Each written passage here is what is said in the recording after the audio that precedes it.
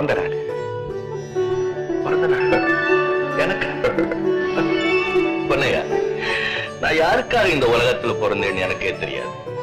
ஆனா நீ பிறந்தது மட்டும் எனக்காகத்தான். துரை, பொன்னையா,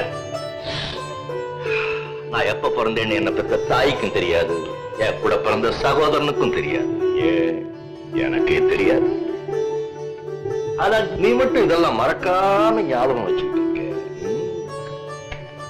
இதை என்னன்னு சொல்றது? பாசம் சொல்றதா இல்ல விசுவாசம் சொல்றதா? இதுக்கு பேரு தான் அன்பு. அதனால்தான் அன்பே தெய்வம் அத கடவுளுக்கு சமமா சொல்றாங்க இல்லையா?